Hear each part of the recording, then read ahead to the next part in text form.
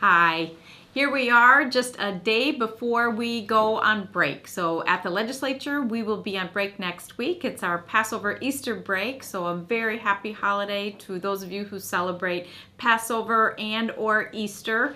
I wish you and your family a very good holiday. I'm excited to say that I get to go see two of my kids in DC early next week, and then we'll be back home preparing our Passover Seder for lots of family and friends.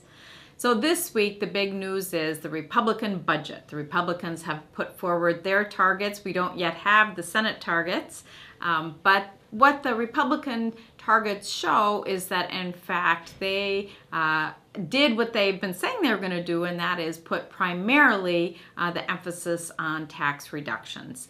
I have, since the beginning of session, when we learned about our surplus, been advocating for a more, what I would call a balanced approach, in that I think we ought to put about a third of the surplus into reserves, because as we look at a quote surplus, it really is predicting that we'll have the same kind of economic strength next year that we have this year. And I don't think we can bet on that. I think there's so much uncertainty in the world. And given this is a global marketplace, I don't think we can take that for granted. And so I would continue to put money into the reserves. In addition, then I would do some very targeted tax reductions. And I personally have gone on record for reducing the tax burden for the businesses who now are subject to the fourth tier, those pass-through businesses. I would do that. I would also look at the commercial property tax burden,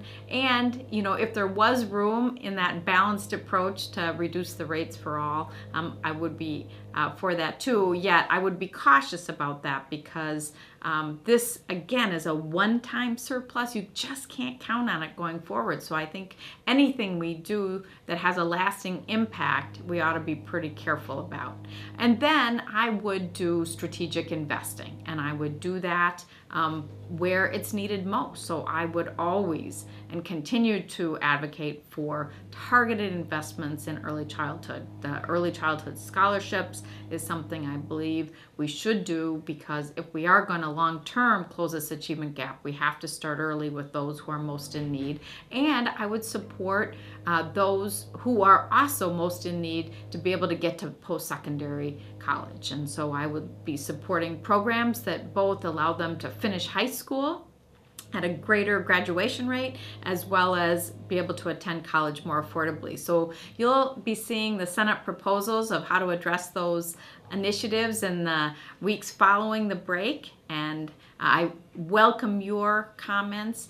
If you look specifically at the Republicans' budget number one in the House, they did not only put the bulk of their investments on tax reductions, they did not make a significant investment in K-12 or higher ed matters. So that's it about the budget.